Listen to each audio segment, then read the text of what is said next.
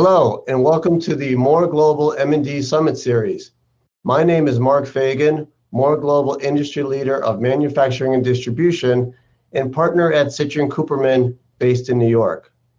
I am here with Steve Ronan, Leader of Strategy and Business Transformation for Citrin Cooperman, and Kai Reuning, a Mechanical Engineer and Operations Consultant with Moore Global in Johannesburg. We're here to talk about the M&D companies, how M&D companies have handled the supply chain disruption which occurred over the past year, and also how these companies are utilizing data analytics. These topics were focuses of the Citrin Cooperman 2021 M&D survey conducted this past April to 200 organizations with revenues from 50 million to 1 billion, headquartered in the US, but also having subsidiaries throughout the globe. So let's get into the first topic. Access to raw materials and product sourcing. Just a few facts before we go. The cost of a container coming out of China tripled over the past year, and the lead time to get that container more than doubled. In our Citrin Cooperman survey, 65% of respondents have changed how their products are being sourced due to this disruption. So Kai, what have you seen with companies responding to these type of conditions? Thank you, Mark. That's a very interesting fact that's coming out of China, because historically we've seen the norm for companies to optimize their supply chain based 90% on cost efficiency. It was also not uncommon for raw materials to be dominated by single sources of supply. Further to this, we've also seen a strong move to consolidate suppliers into umbrella suppliers that would supply basically most of the raw material needs of a manufacturing facility. We've seen how COVID has shaken that paradigm deeply. Sources of international supply were severely interrupted, and a lot of manufacturers, specifically here at the bottom of Africa, were left high and dry.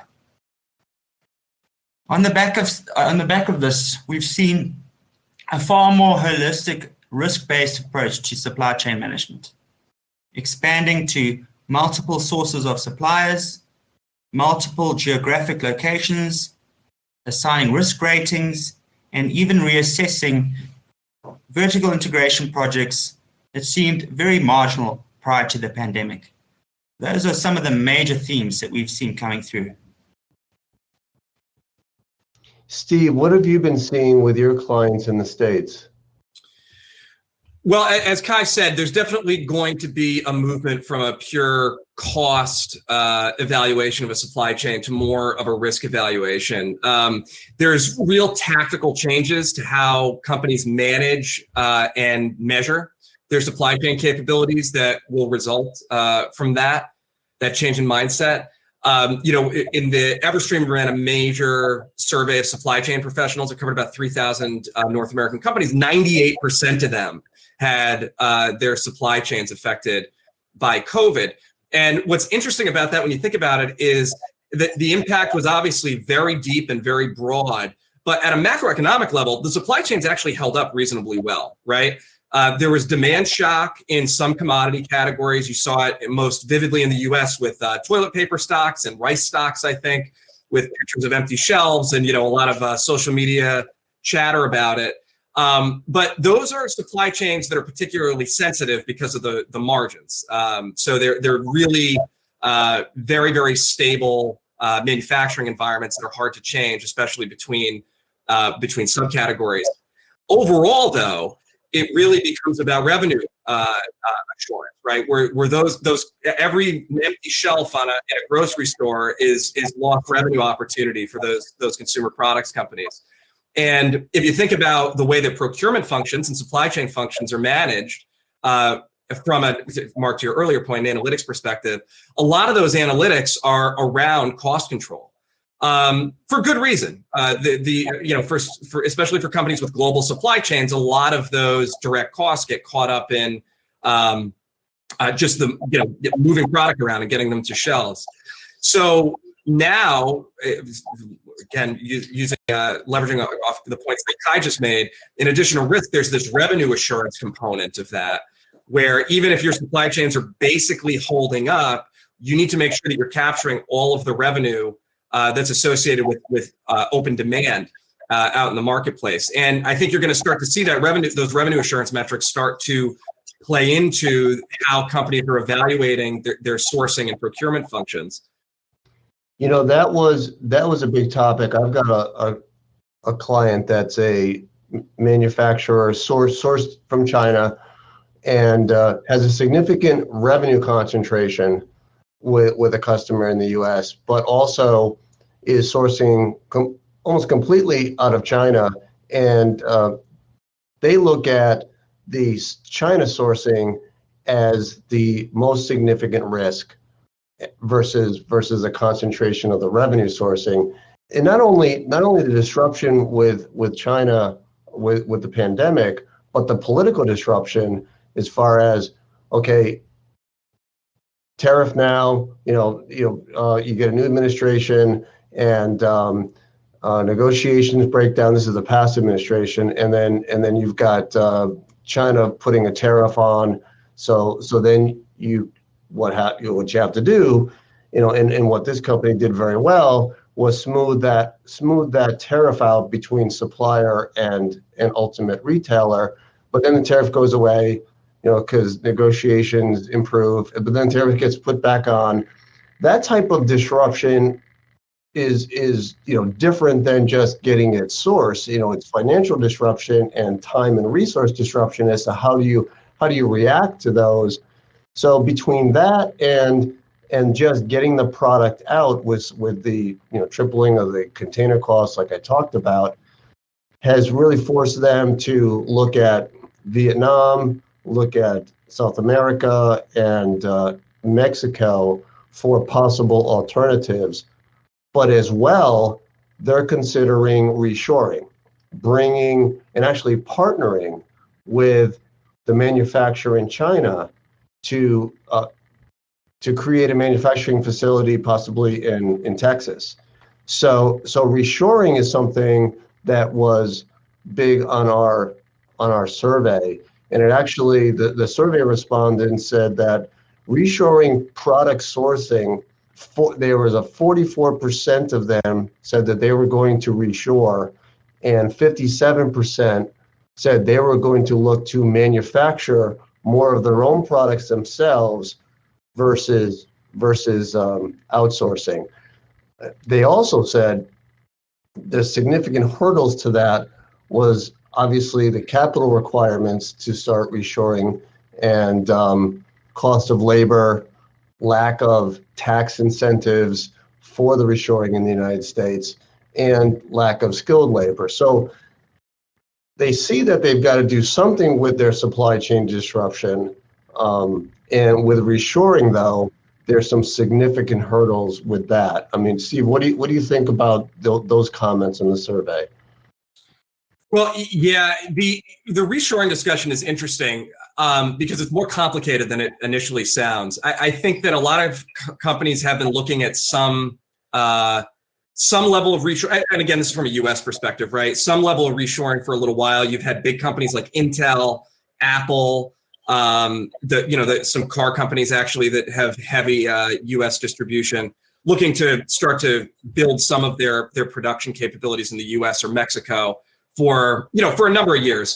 And I think I think that's true, Mark. COVID really definitely accelerated I think companies' thought processes in why they need to do so. The same study that I cited earlier found that about 25% of companies expect to move some of their sourcing out of China, right, and closer to shore. But I think companies really need to think about that in sort of a creative and broad sense, right? The first thing is that it's not all or nothing.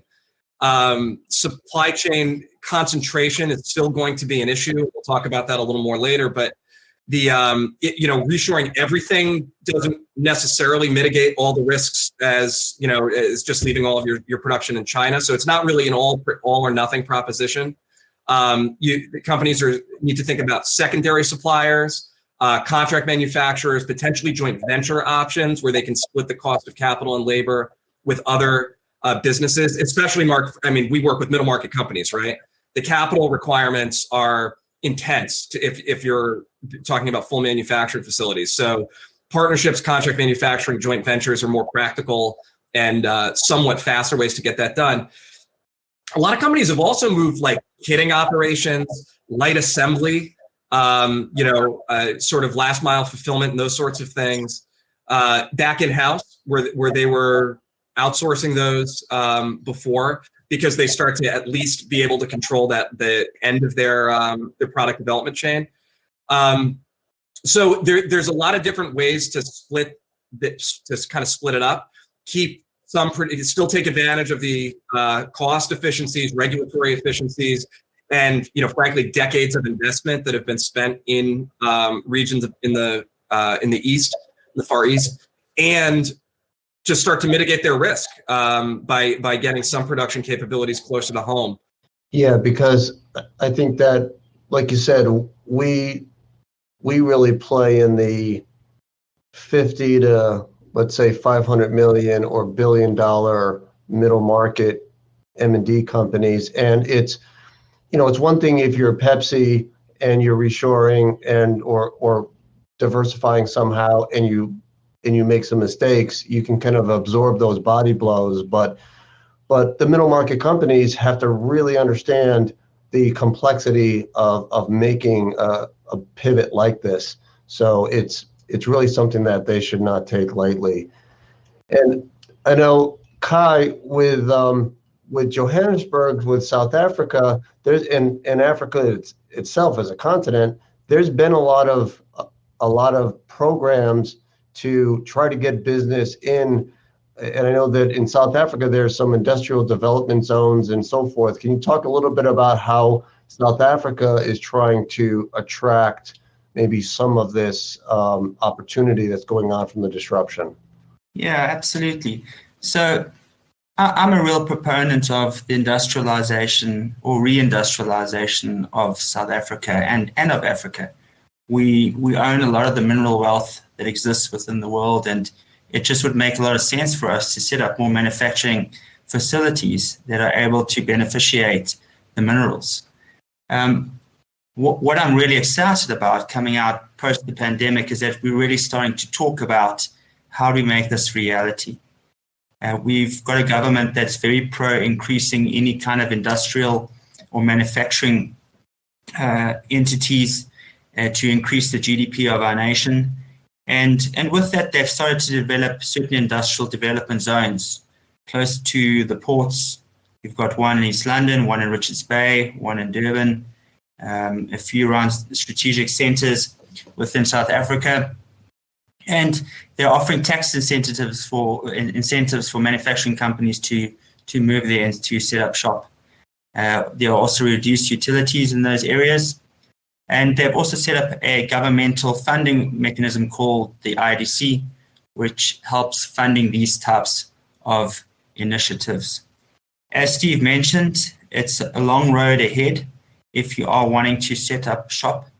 But if you have a look at some of the pros that exist when focusing on the geographical location of South Africa, the proximity to some of the raw materials, it begins to make a lot of sense for companies to investigate that. We also have a fairly skilled labor force. We've got some great engineers and a great infrastructure to facilitate the growth within the manufacturing sector. So these are some of the things that South Africa is trying to push, and we've been quite involved in a number of these startup enterprises, focusing on powdered aluminium, focusing on the beneficiation of zirconium.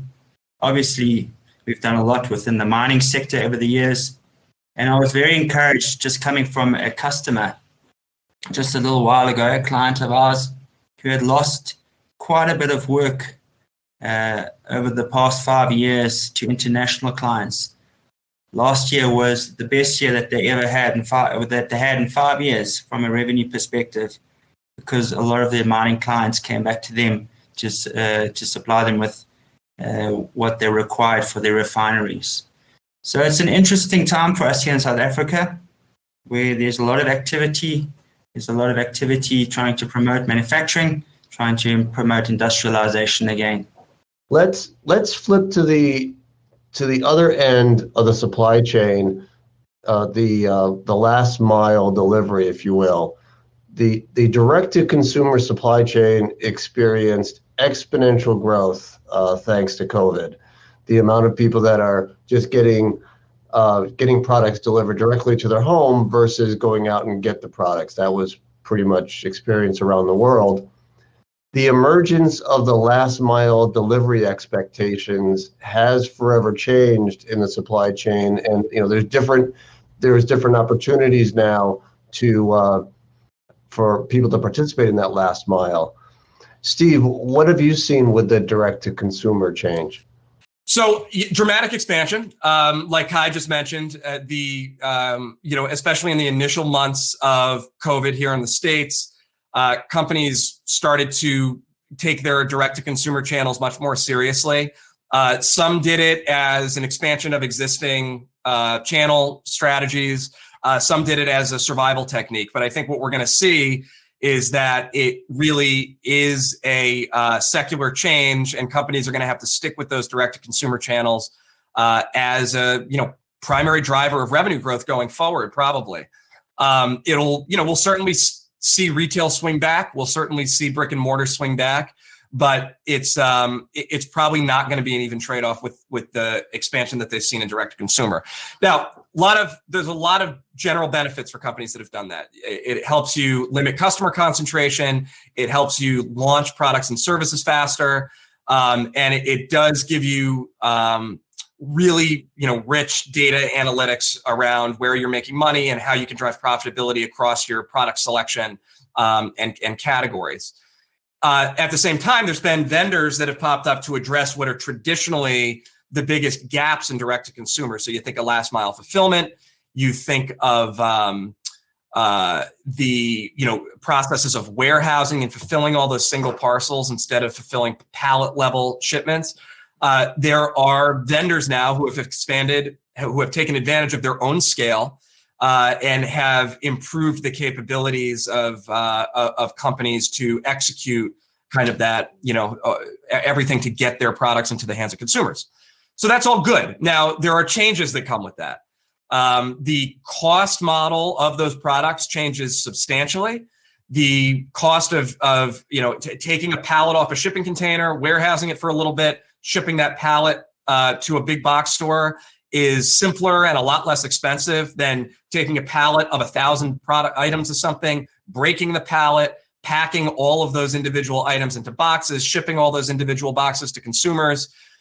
You can still do it profitably, but suddenly you have real efficiency metrics that you need to pursue in your fulfillment processes.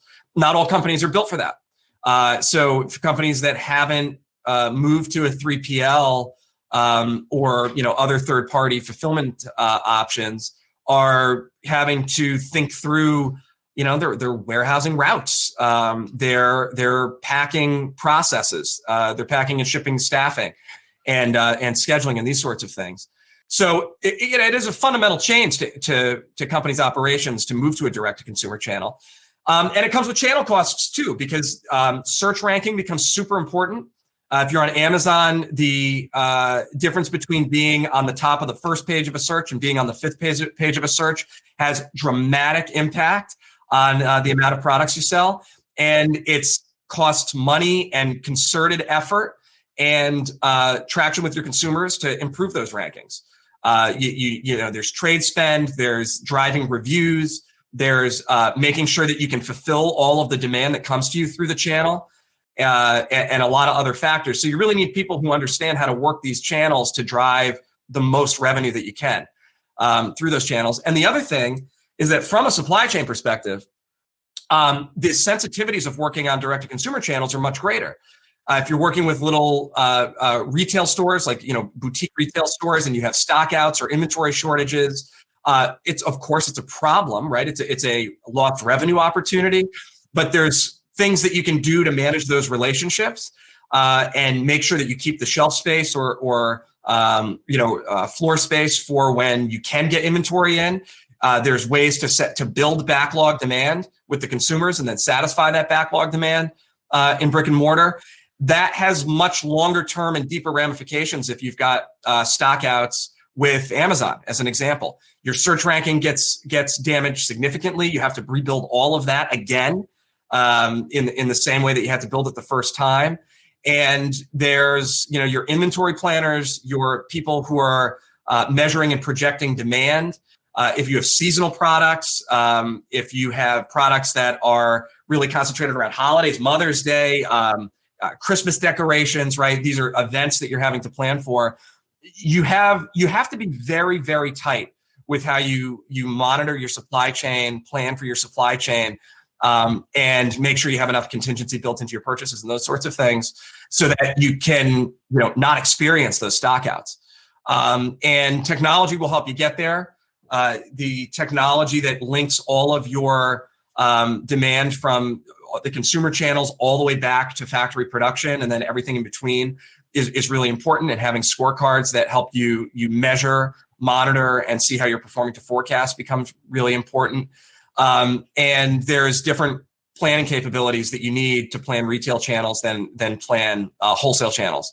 So those might be different capabilities that you need to get either on a fractional basis or potentially a full-time basis if you're a middle market company. In summary, great opportunity. It's going to continue to be expansionary. You do need to pay attention to your infrastructure and understand your total cost picture, different scenario models of that cost picture, revenue picture, and risk, overall risk, to fully take advantage of the channel and make sure that it's accretive for your business, and drops to the bottom line. It's not necessarily going to be a given, and you need to plan for that and really understand what changes you need to make to enable it. Yeah, that makes sense, Steve. And it really gets back to risk with supply chain, risk with how to deliver to consumer. Is less forgiving with the middle market companies, obviously, because again, their balance sheets can't take the body blows that larger companies can. And we had a whole section in our survey about business risks. Now let's shift to technology. Almost 60% of respondents are using data analytics to better understand their customers' buying habits and to better understand the timing and location of product demand. Also, as far as implementing data analytics platforms, almost 70% say success is dependent on employees having the appropriate skill set. Steve, are you seeing a use of data analytics in your clients, and what degree are you seeing it? Yeah, so I think first what we want to do is define data analytics, because that's one of those business terms that has a lot of different meanings depending on who you're talking to, right? Specifically in the middle market, I think when we talk about how companies use data analytics, mostly what we're talking about is financial and operating metrics. Key performance indicators or KPIs, trend reporting, dashboarding, those types of things that are based on data that they already have in one of their operational systems. Now, analytics can mean other things. At larger companies that have much bigger pools of data or use macroeconomic data to make business decisions, weather patterns and apartment, rental rates and construction starts and all this kind of stuff. There's bigger data sets that they have access to, healthcare, right? Population health types of metrics, but that's all much more complicated, frankly, to use than just basic metrics about your business, analytics about how you're running. Now, if you're in one of those industries, and there are big data sets for you to use, there's usually some vendors that offer access to those data sets in sort of like a pre-digested way, right? So there's solutions that are specifically built for those data sets that you can get access to, that will allow you to take advantage of these more aspirational big data types of things. The hotel industry, you can buy revenue management solutions that already have access to all of the other hotel rental rates in the area, how fast they're selling out, what flight patterns are. You just subscribe to them and you get access to it. The environment that we're talking about here in M&D is much more fragmented typically from a data perspective, because there's just so many data handoffs throughout the supply chain and all the way through fulfillment to the customers and the marketing and selling analytics around fulfillment to the customers, that there are, some, but fewer opportunities to do that. So in the middle market, when we're talking about analytics, the first thing that we start with is, are we properly taking advantage of the data we have access to today to help you drive results through whatever the key levers of your business are? And generally, those are going to be on the revenue side, on the net margin side, or on the gross margin side. But what that becomes not only about the analytics layers themselves, the dashboards and the data warehouses that you need to have in order to enable the dashboards and these sorts of things, it also becomes about digitizing your processes.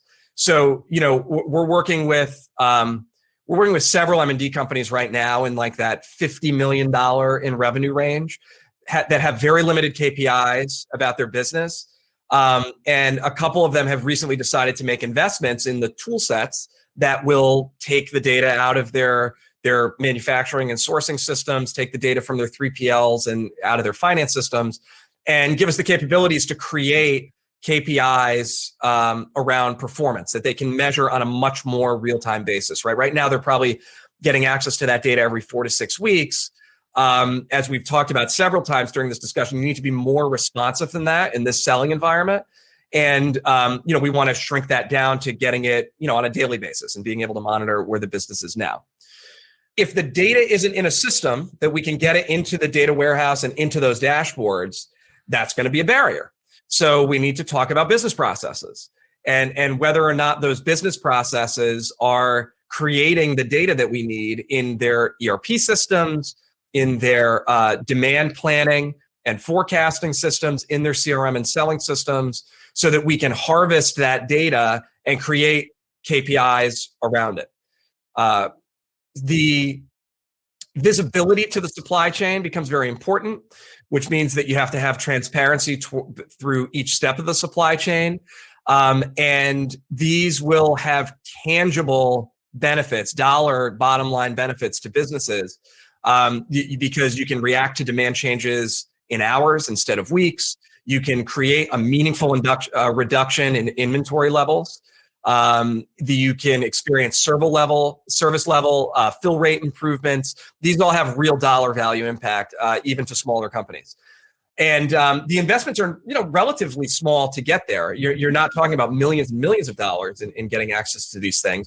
You're generally talking about some digital process tools, improvements to some of your core systems that you have today, and then adding an analytics layer on top of it, and taking an agile approach to it. There's finance and operating KPIs that virtually every company can get access to, that you can pull right away off the data you have now, and you get that stood up, and then have iterative cycles to build out the additional KPIs and trends as you are able to digitize your processes, which will take some time. And you're going to do it, one by one or function by function. And every time that you digitize the process and get access to better data, that creates an opportunity to get that into your dashboarding and analytics layers. So, a couple of notes for middle market companies, especially with regard to supply chain. Supply chains are very company specific. So one of the first questions that clients and prospects usually ask us is, can you just give us whatever the best practice approach for supply chain analytics is? Let's just implement that, right?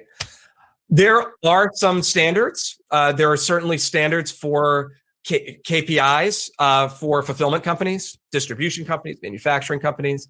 But supply chains are so company specific that there's limited best practices to fully take advantage of. It gets you a little bit of the ways there, and then you really need to get into how your supply chain is built, how your supplier network is built, what your SKU strategy is, what your fulfillment and logistics strategies are. And from there, you really need to build out what makes sense for your business. And then the other misconception, I think, is that technology will solve it. There's technology everywhere. Let's just apply the technology to everything, and we'll get good analytics out of it. And unfortunately, that is still not the case, and even less so for supply chain. This becomes very quickly a for every hammer and nail scenario, where the vendors are convinced that they have good technology and that they can apply that technology to fix these various business solutions. But you don't want to digitize bad practices. But digitizing bad practices doesn't help them scale. There are traditional process improvement, process digitization or digital transformation initiatives that are required to get good analytics that companies are going to need to undertake when they get access to those types of capabilities and be able to fully take advantage of the technology. It's an enabler, it's a driver, it's not an end in and of itself. Good business practices and good supply chain practices still apply. Yeah, and I would think, Kai, everything that Steve just said, it's really critical when you layer on the supply chain problems that we have, as far as having more risk in your supply chain. So what are you seeing with the use of data analytics in your geography? Yeah, we've really been encouraging our clients to have a look at what data is available. We often have this perception that, if you're not capturing the data yourself, then it's not available. Whilst you might have really good relationships with some of your customers that are able to, if you are able to integrate with them and integrate into their data systems, you're able to get the type of information that you require to optimize your supply chain. An example of that would be if you continuously stocking out on a particular SKU, you could ask to integrate into your customer's point of sale systems to understand, well, at the point of purchase, what is exactly happening, and how do we optimize that inventory level, and how do we get a little bit more predictive around the stocking behavior of our customers and enabling them to make a sale. So I think that's the first point, is understanding that there's actually a lot more data out there available that you can analyze and help you solve your problems. The second is to have a very pragmatic approach around it. And I think Steve mentioned that. You'll know what problems are your number one problems better than anybody else. Don't just go around trying to benchmark a whole bunch of KPIs that may be meaningless to your supply chain. Be really pragmatic about it. Take a step back and try and identify which are the problems that you're wanting to solve, which are the problems that will really turn the key metrics of your business in terms of driving increased revenue or increased profitability on the bottom line, and begin to focus on those, and then try and understand what data is available. And then the third is that you don't necessarily need to have the most fancy data analytic software or tools at your disposal. Sometimes a good old Excel spreadsheet and some clever engineering, it can get you there. So, we're wanting to encourage our clients, particularly the smaller ones and in the mid-market, to say, start using data analytics, start seeing what is out there, beyond just your usual business processes and your usual short interval control that Steve spoke about. Makes sense. All right, let's talk about product profitability. In our survey, while 86% of survey respondents say their ERP systems give them profitability at the product level, only 68% of companies between 100 million and 250 million have access to this information monthly. Steve, what do you see with your clients as far as their ability to really understand their profitability by product? So my guess is that the answer to the answer to the survey question is more likely to be that 68% of companies perceive they have access to accurate costing information monthly. But I have serious doubts about the accuracy of the product level costing information that the survey is alluding to. I'll tell you where we usually get exposed to this is we work with a lot of companies that want to transact. So they're getting ready to go to market, and we either come in before to help them get ready and figure out who their investment banker is going to be and work through that whole process, or we're brought in by the investment bankers because they're not ready for due diligence yet, especially from a financial perspective. As a result of that, in M&D, we end up doing costing work for almost every single company that we work with. And these are even companies who have good ERP systems, who have those ERP systems set up reasonably well, and are producing some level of product profitability reporting.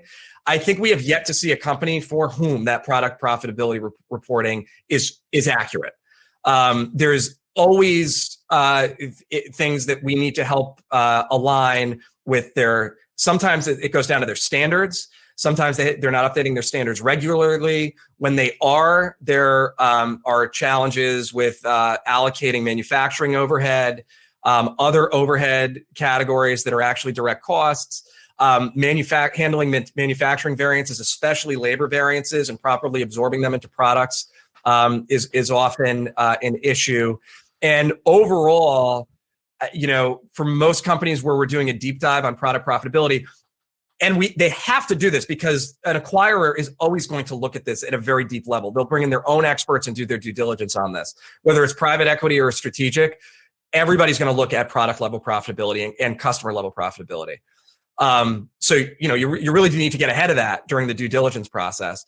And invariably, the results at the, going into due diligence and as a result of due diligence are different than the results that they were managing before they did the process. Now, why is that? A lot of different reasons. There are the reasons that I just stated.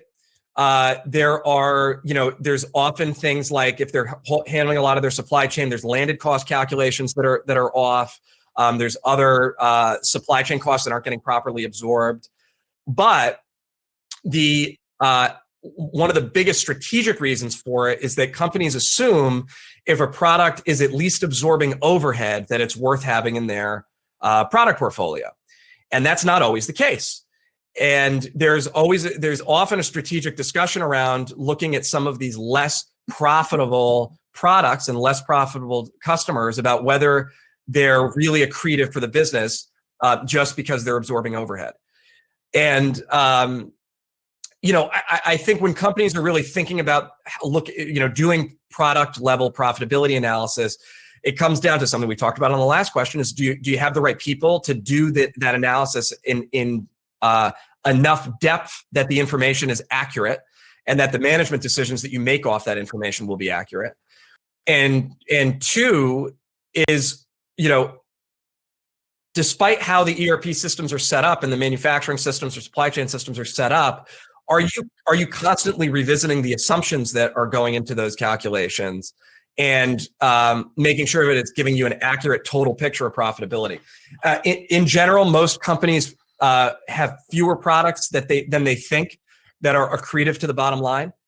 And in general, most companies are taking a little bit of a lighter touch approach when understanding what the likely profitability scenarios are before they launch new products or rebalance their product portfolios.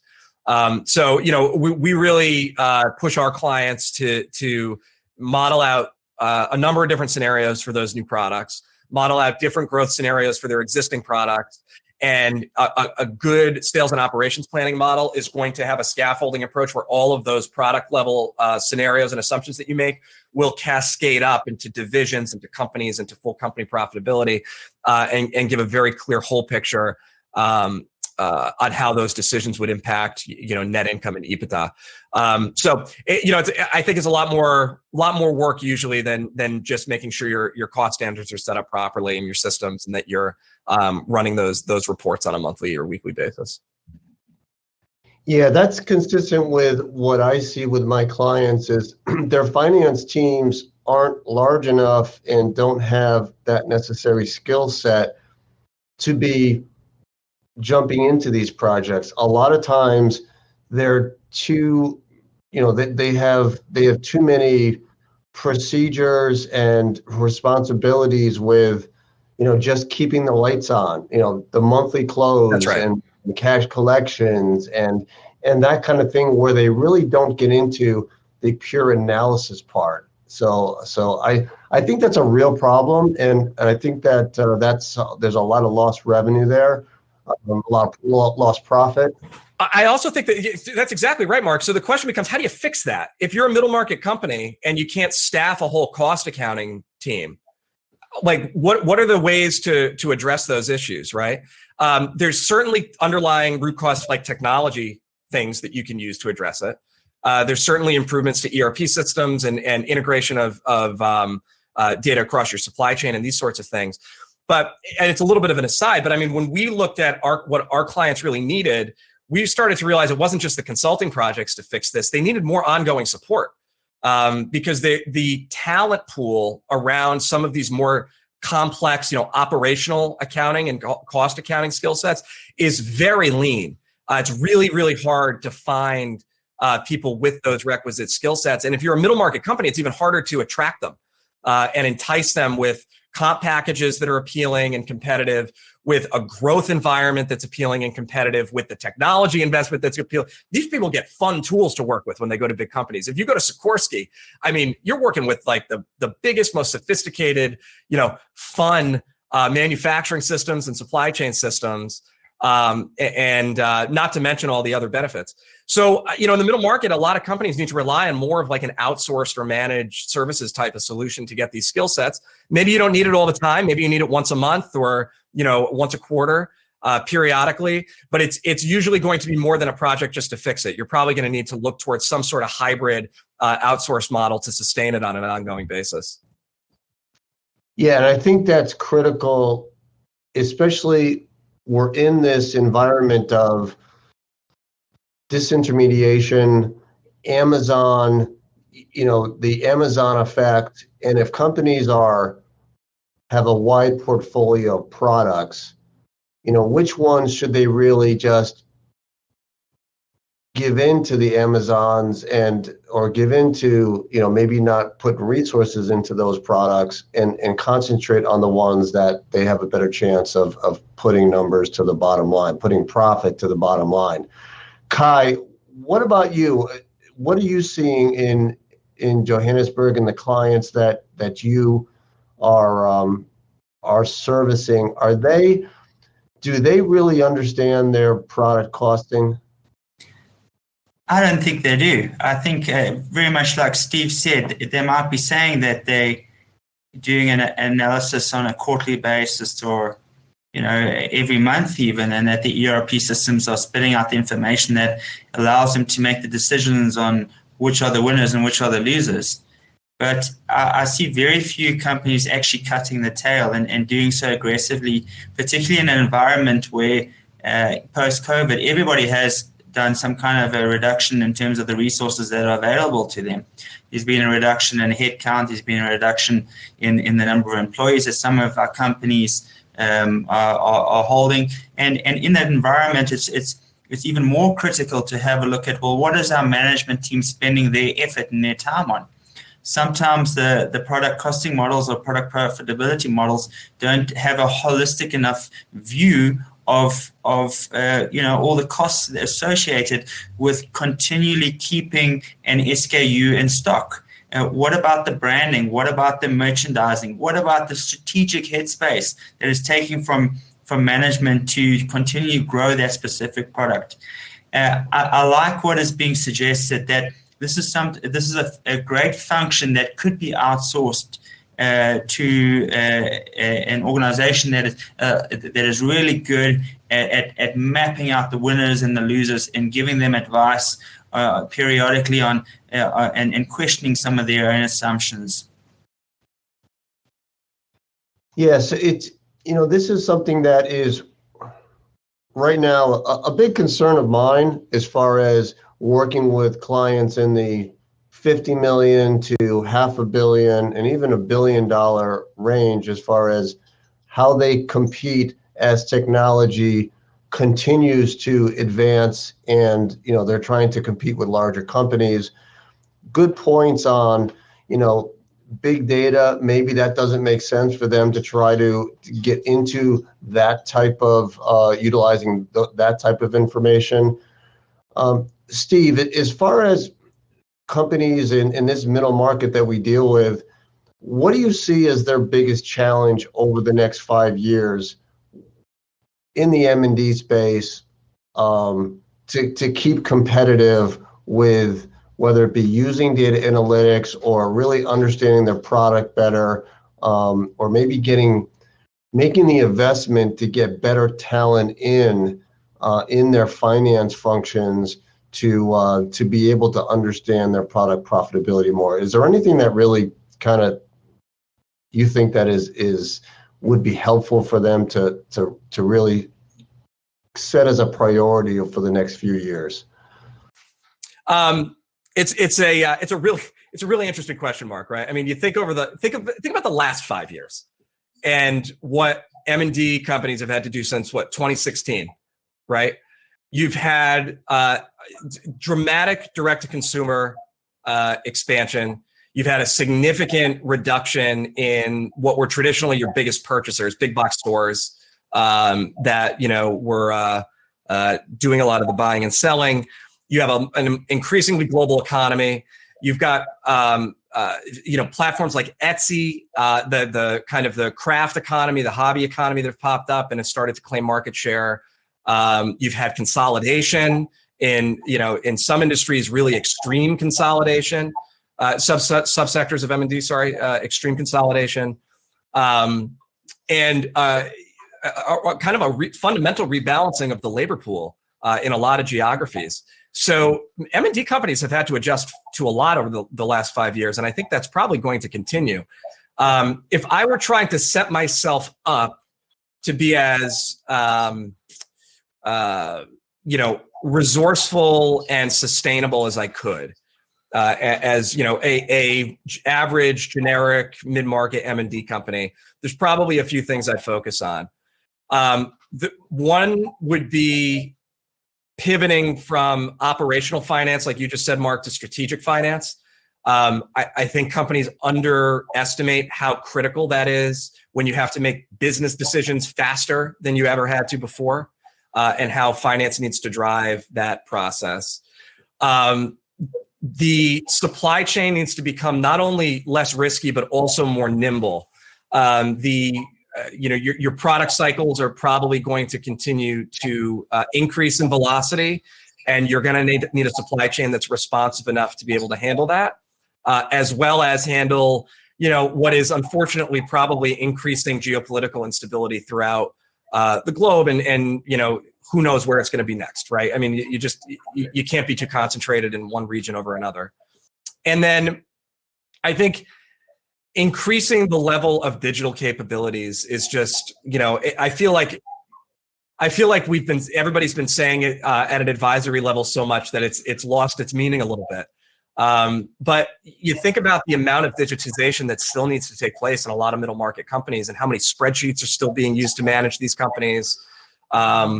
How many of these companies struggled with moving their office and management staff to remote environments, specifically because of access to the tech during COVID, right? And these sorts of things. So, expanding true integrated digital capabilities requires, much faster adoption of cloud technologies, much faster retirement and replacement of old legacy core systems in ERP, supply chain planning, CRM, and finance and accounting, if it's not in your ERP system. And getting access to the talent or vendors or tools that are required for better use of analytics and what we generally call decision support, which is analytics, forecasting, planning, scenario modeling, all of that use of data to make business decisions, I think is going to be one of the top priorities, while not, frankly, losing, and this is where it gets difficult. You can't lose, I think Kai said earlier, that companies tend to start to slack on focusing on cost reduction. I mean, I think that's true. You can't stop focusing on traditional process improvement, traditional vendor rationalization, supply chain cost reduction, and your normal sort of Lean Six Sigma type of improvements in the business as well. So that still needs to continue while starting to layer on some of these additional capabilities. Yeah, that makes sense, and that is a lot of things that I'm seeing. Kai, any adds to that you're seeing? Yeah, I guess from a South African context, and even from an Africa context, it would be great to see companies focus on what's defensible in terms of their market space.